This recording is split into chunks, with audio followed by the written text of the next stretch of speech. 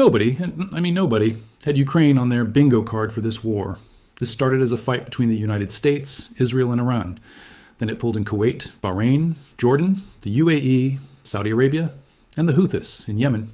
And now, as of this weekend, it has officially reached the Caspian Sea, because Ukrainian forces just launched long-range strikes on Russian vessels, tied directly to Iran, and Iran is furious about it. Before we get into how a country fighting for its own survival against Russia somehow became one of the most consequential players in a completely different war, thousands of miles away, let's walk through exactly how this happened, because the timeline here is honestly one of the wildest developments of the entire conflict. If you want to actually understand how these two wars became one tangled mess instead of just catching headlines out of context, stick around, subscribe if you haven't. Drop a comment with your take once we get through this, and let's get into it. To understand why Ukraine ended up in the Gulf at all, you have to go back to early March, right at the start of this Iran war, when the United States found itself in a genuinely awkward position. Washington had just opened a massive air campaign against Iran, and almost immediately, Iranian drones and ballistic missiles started raining down on American bases and Gulf partner nations. The problem was that the United States, at that exact moment, had also paused direct military aid to Ukraine, which made it more than a little ironic that American officials turned right around and asked Kyiv for help. On March 6th, Andrei Kovalenko, the head of Ukraine's Center for Countering Disinformation, publicly confirmed that the request had been made. 2 days later, on March 8th, President Volodymyr Zelensky announced that Ukraine would send military experts into the Gulf region to help strengthen air defenses there. And on March 9th, Zelensky dispatched his chief negotiator, Rustem Umerov, out to the Gulf states specifically to promote Ukrainian interceptor drones and counter-drone technology. Zelensky said at the time that the United States and more than 10 countries across Europe and the Middle East had already reached out asking for Ukraine's support in defending against exactly the kind of drone and missile attacks Iran was launching. And here's the thing, Ukraine had every reason to say yes.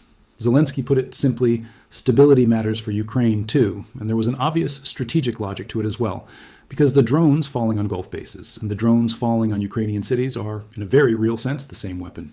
That's really the whole key to this entire story, and it's worth spelling it out clearly. Russia has been bombarding Ukraine with Iranian-designed Shahed drones since the start of its full-scale invasion in 2022. Iran has acknowledged supplying Russia with a limited number of drones before that invasion even began, though Tehran has denied providing weapons specifically for use in the war itself. Regardless of the semantics around that denial, Russia has gone on to build its own domestic production lines for these drones under license, and has since launched something in the range of 60,000 Shaheds and similar systems at Ukrainian cities and infrastructure. Ukraine, in turn, has had years of brutal forced innovation dealing with exactly this threat. And Ukrainian officials say their forces have shot down more than 44,000 Iranian-designed drones since the war began. That's not a small technical footnote. That's an entire industry of counter-drone expertise built under the worst possible pressure, night after night, city after city.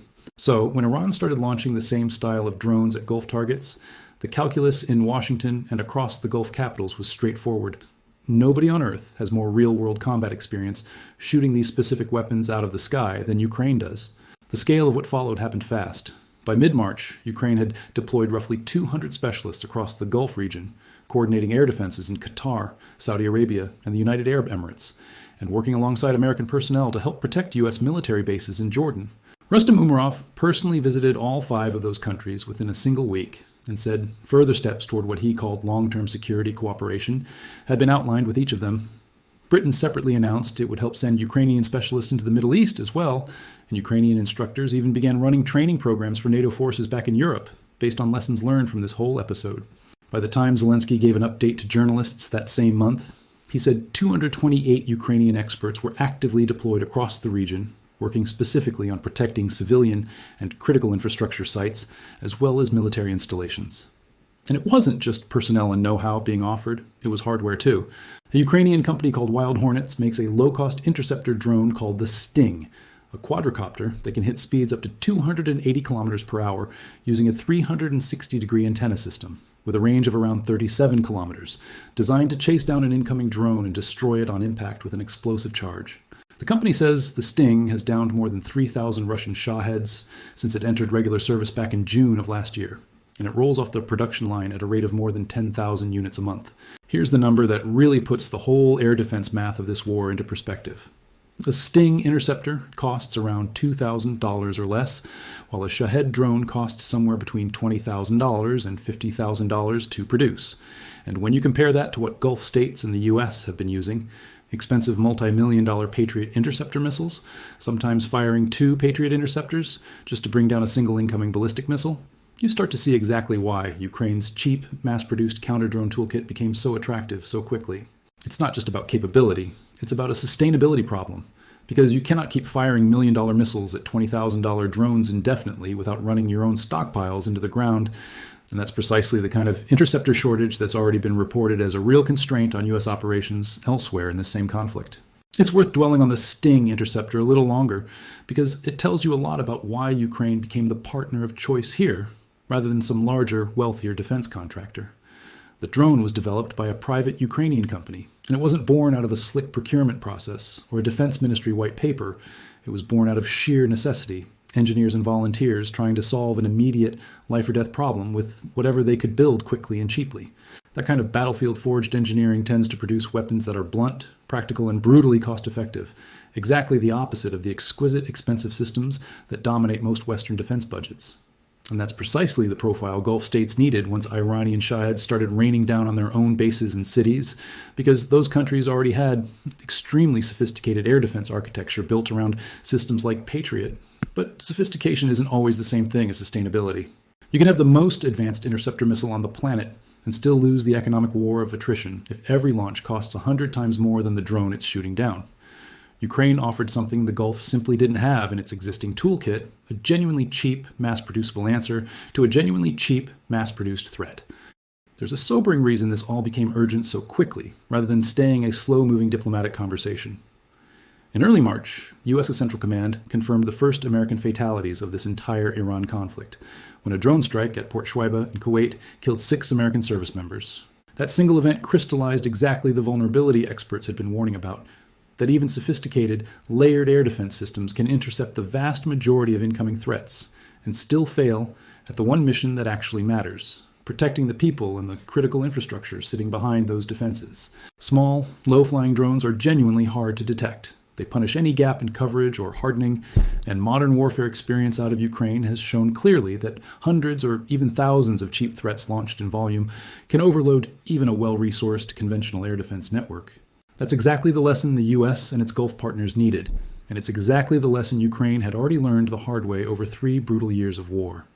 Later in March, Zelensky made an unannounced visit to Saudi Arabia specifically to discuss security cooperation in drone defense, with the 2 countries setting up an agreement on protecting Saudi airspace. By that point, Ukraine had proposed something that sounds almost like a business deal in the middle of 2 overlapping wars, swapping its cheap interceptor drones for the far more expensive air defense missiles that Gulf states were burning through trying to stop the same style of Iranian drones.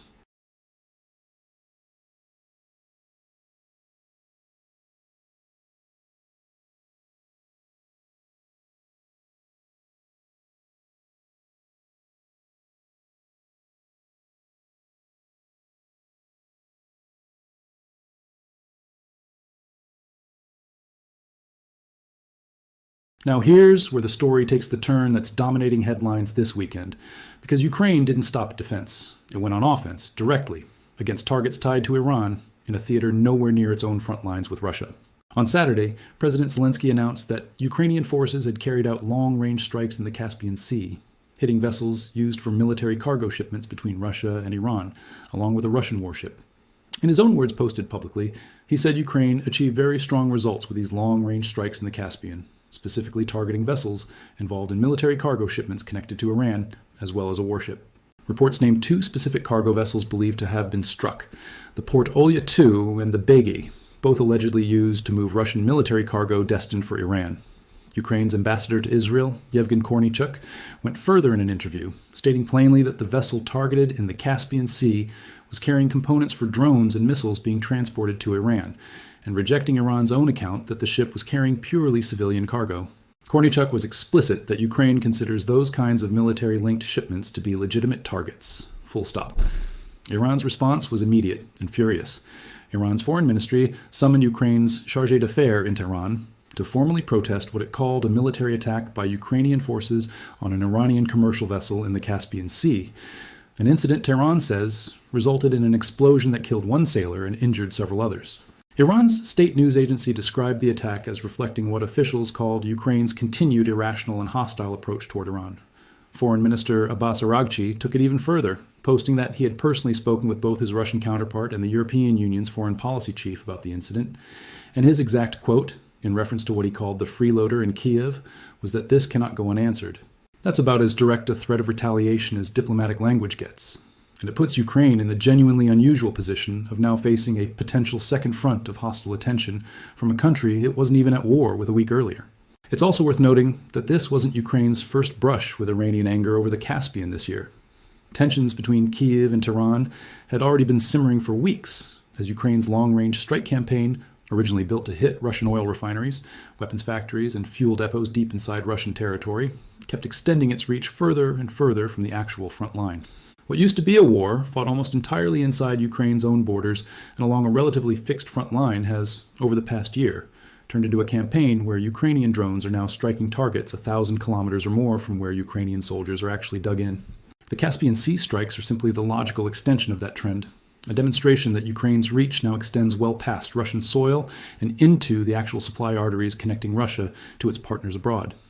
Zelensky didn't stop at claiming credit for the strikes either. He escalated the information war dimension of this too. He announced that Russia has been actively using its satellite network to monitor Gulf states and U.S. military facilities in the region on behalf of Iran, specifically claiming Russian satellites tracked 4 separate air bases on July 19th and 20th, 2 in Bahrain and 1 each in Jordan and Kuwait, and that this satellite imagery was being handed over to help Iran target American and allied installations.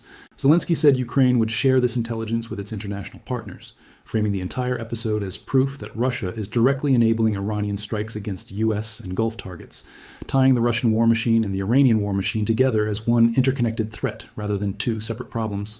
His stated argument was blunt: Russia must be stopped, this war must be stopped, and pressure on the aggressor must work. Whether you read that as genuine strategic logic or as savvy messaging aimed at reminding Western audiences why continued support for Ukraine still matters, even while all eyes are on Iran, it's a remarkably effective way of linking these 2 wars together in the public imagination, and it's clearly a deliberate choice on Zelensky's part.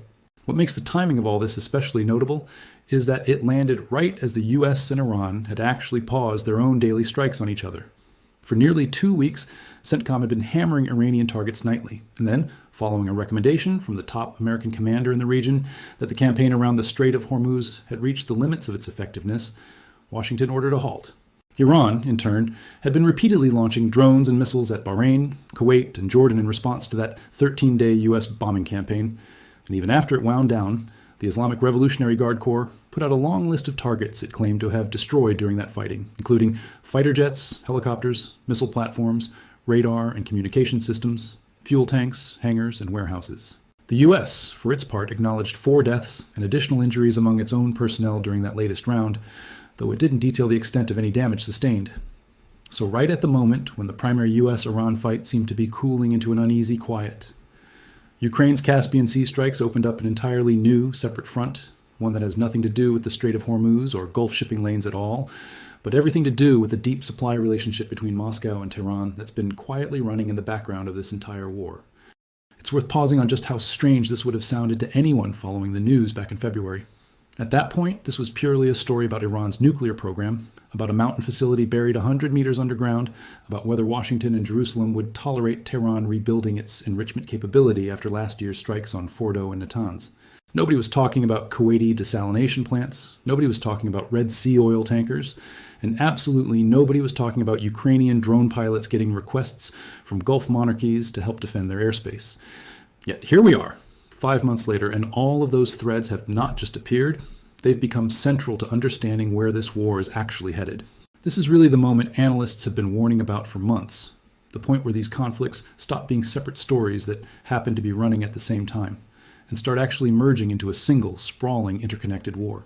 Ali Reza Azizi, an expert who's been tracking this convergence, put it plainly. What's clear is that Iran's war is becoming increasingly intertwined with 2 other conflicts, the Saudi-Houthi confrontation over Red Sea shipping and the Russia-Ukraine war. With each passing day, in his assessment, this war is evolving into an increasingly complex, multidimensional, and international conflict. And when you actually lay out the map of everyone directly or indirectly involved at this point, it's genuinely hard to keep track of. You've got the United States and Israel on one side fighting Iran directly. You've got Iran's proxy, the Houthis, fighting Saudi Arabia in the Red Sea and Bab el-Mandeb Strait, which has already dragged oil markets into chaos. You've got Russia quietly supplying Iran with weapons, and now, according to Ukraine, satellite intelligence used to target American and Gulf bases. And now you've got Ukraine, a country locked in its own existential fight against Russia, reaching thousands of miles beyond its own front lines to strike at the Russia-Iran supply relationship directly, using the exact kind of long-range drone capability it originally developed purely out of necessity to survive Russian bombardment at home. There's a genuinely fascinating strategic logic buried in Ukraine's decision to strike the Caspian Sea specifically, and it's worth unpacking why that particular body of water matters so much right now. The Caspian sits landlocked between Russia, Kazakhstan, Iran, and several other former Soviet states, and it's become one of the key transit routes for Russian military cargo heading south into Iran, precisely because it avoids the international scrutiny and interdiction risk that comes with moving weapons through more heavily monitored waters like the Black Sea or the Mediterranean. By hitting vessels there directly, Ukraine isn't just scoring a symbolic point, it's targeting the actual physical supply chain connecting two of its most significant adversaries, going after the literal ships that move drone components and missile parts between Moscow and Tehran. That's a meaningfully different kind of operation than the strikes Ukraine has been running against oil refineries, weapons plants, and logistics centers deep inside Russian territory, which is where most of its long-range drone campaign has been focused up to this point. The Caspian is technically the largest enclosed body of water on the planet, bordered by Russia, Kazakhstan, Turkmenistan, Azerbaijan, and Iran, and for decades it's functioned as a relatively quiet corner of the map compared to the far more heavily trafficked and heavily monitored Black Sea to the west. That relative obscurity is exactly what made it useful to Moscow and Tehran as a transit route in the first place. Fewer prying eyes, fewer international naval patrols, and far less media attention than shipments moving through the Bosphorus or the eastern Mediterranean would attract. Ukraine choosing to strike there anyway sends a pointed message that no corner of this supply relationship is considered safely out of reach anymore, regardless of how remote or lightly monitored it's traditionally been. Reaching a target in the Caspian also isn't a trivial engineering problem either. It requires drones with genuinely long-range capability, precise navigation over hundreds of kilometers of largely featureless terrain and water, and the kind of persistent targeting intelligence needed to identify a specific cargo vessel rather than just a fixed building or a stationary refinery. Ukraine developing and now demonstrating that capability against a maritime target so far from its own borders says a great deal about how far its indigenous long-range strike program has matured since the early years of the war, when its drone campaign was largely limited to shorter-range attacks closer to the front lines. Extending that campaign into the Caspian represents a genuine widening of Ukraine's operational reach, and it signals that Kyiv sees disrupting the Russia-Iran weapons pipeline as being just as strategically valuable as disrupting Russia's own domestic war production. It's also worth sitting with just how unusual this entire situation is from a historical perspective. Iran and Ukraine already had a badly strained relationship well before any of this. Back in 2020, Iran shot down a Ukrainian passenger plane, killing everyone on board, an event that left deep and lasting scars in the relationship between the two countries. Add to that, years of Ukraine publicly and repeatedly accusing Iran of arming Russia with the exact drones that have been terrorizing Ukrainian cities, and you had a relationship that was already hostile well before this year's Iran war even began. What's changed now is that this long simmering hostility has fully spilled over into direct kinetic action, Ukrainian forces physically striking targets tied to Iran, thousands of miles from the actual Russian front line, in a body of water most people outside the region had probably never thought about before this week. To put that plane shoot down into context, because it's often mentioned in passing without explaining why it still matters so much to Ukrainians 5 years later, Iranian air defenses shot down Ukraine International Airlines Flight 752 shortly after takeoff from Tehran in January 2020, killing everyone on board, including dozens of Canadian citizens and a significant number of Iranian Canadians. Iran initially denied responsibility before eventually admitting its own military had made a catastrophic error, but the handling of the aftermath, the delayed admission, the perceived lack of full accountability, left lasting bitterness in Kyiv that never fully faded. So when Ukraine talks about Iran in anything but clinical diplomatic language, there's a real undercurrent of grievance running underneath it that predates this entire current war by years. And it helps explain why Ukrainian officials haven't shied away from framing the Caspian Sea strikes in such unapologetically blunt terms. So what happens next? And how seriously should Iran's warning that this cannot go unanswered actually be taken? There are a few realistic paths here worth walking through. Iran could choose to retaliate directly against Ukrainian assets or Ukraine-linked shipping in other waterways, extending the reach of this conflict even further. Tehran could also use this moment for a symbolic diplomatic gesture aimed squarely at hurting Ukraine, such as formally recognizing Crimea and the Donbas region as Russian territory, a move that would cost Iran very little in practical terms, but would land as a deliberate insult to Kyiv and a further alignment signal toward Moscow.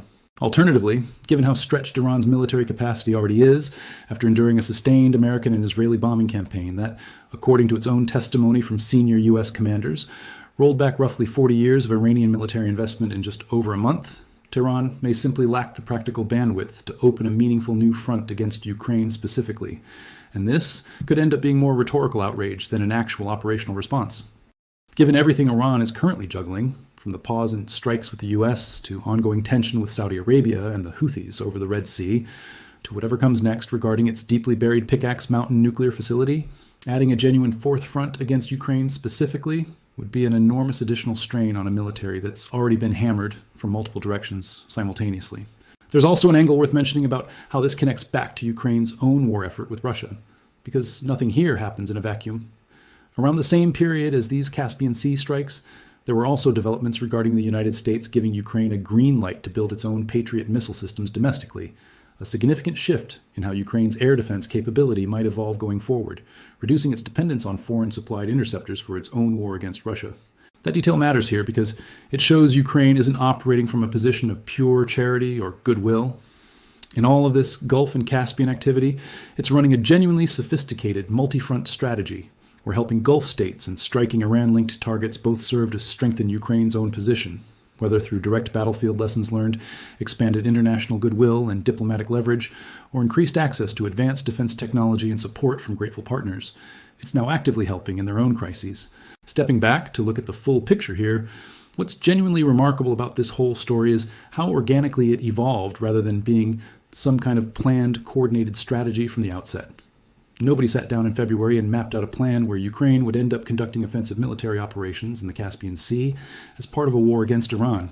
It started purely as a defensive request, the U.S. and Gulf states simply needing Ukraine's hard-earned counter-drone expertise to protect their own bases and civilians from the exact style of Shahed attacks Ukraine had already spent years learning to counter.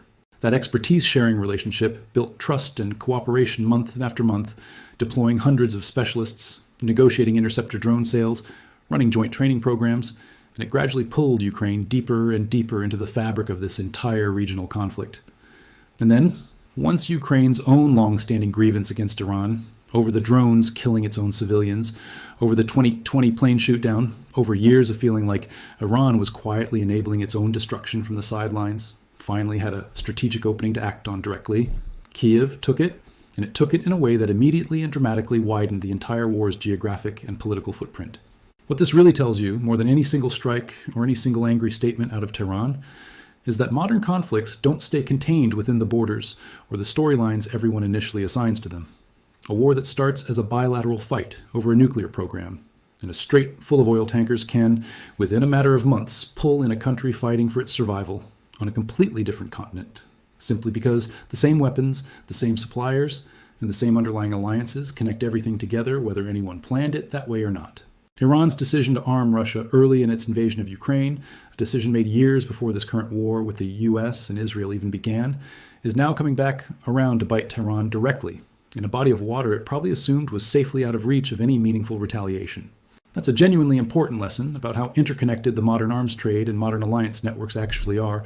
Decisions made in one conflict rarely stay contained to that conflict alone. They ripple outward in ways that can take years to fully surface. And when they do surface, they tend to surface at exactly the moment an adversary is already stretched thin, fighting on every other front imaginable. There's also a broader lesson here for how future conflicts are likely to unfold, one that extends well beyond just Iran, Russia, and Ukraine. The barrier to entry for meaningfully participating in someone else's war has dropped enormously. A country doesn't need aircraft carriers or a standing air force capable of flying sorties over a foreign capital to have a real impact anymore. It just needs long-range drone technology, decent satellite or open-source intelligence, and the political will to use both. Ukraine reaching into the Caspian Sea to hit 2 cargo ships and a warship is a perfect illustration of that shift. A relatively modest, low-cost strike package achieving strategic and diplomatic consequences far out of proportion to the physical damage it caused, purely because of what it symbolizes and who it embarrasses. Expect more of this going forward, not less, as more mid-sized and even smaller powers realize that precision long-range strike capability is no longer the exclusive property of a handful of major militaries. The Gulf, the Black Sea, and now the Caspian have all become active theaters in what used to be considered entirely separate wars. And there's very little reason to think that trend reverses anytime soon. Layer on top of all this the fact that oil markets are already jittery from the Houthi campaign against Saudi export infrastructure in the Red Sea, and you start to see just how fragile the entire global energy and shipping picture has become in the span of a single summer. A supply shock in the Strait of Hormuz, a supply shock in Bab el-Mandeb, and now a supply chain for military hardware getting disrupted in the Caspian. 3 entirely different bodies of water, 3 entirely different sets of belligerents, and yet all 3 are tangled into the same underlying story of Iran's regional and international entanglements, finally catching up with it on multiple fronts simultaneously. That's not a coincidence born of bad luck. It's the direct cumulative consequence of years of alliance building, proxy warfare, and arms trading, finally converging into a single moment where all of those relationships are being tested and, in some cases, actively weaponized against the very network that built them. So where do you think this actually goes from here? Do you think Iran genuinely has the capacity and the appetite to retaliate directly against Ukraine in some meaningful way? Or is Araghchi's warning that this cannot go unanswered more bark than bite given everything else Tehran is currently juggling? And do you think Ukraine's growing role as a counter-drone advisor and now an active combatant against Iran-linked targets ends up strengthening its own negotiating position in its war against Russia? Or does spreading its resources and attention across multiple fronts actually risk weakening its core fight at home? Let me know what you think in the comments. I'd genuinely like to hear how people are reading this, because there's a real open argument on more than one side of it, and this is exactly the kind of story where reasonable, well-informed people can look at the same set of facts and land in very different places about what happens next. If this breakdown helped you actually understand how these 2 wars became one tangled, interconnected story instead of just catching confusing headlines out of context, share it with someone who's been trying to follow along. And subscribe if you want to keep tracking this as it develops. Because between Iran's threat of retaliation, the ongoing Red Sea crisis with the Houthis, and whatever comes next with Pickaxe Mountain, this conflict shows absolutely no sign of staying in one lane. Thanks for watching, and we'll be back the moment there's real movement to report.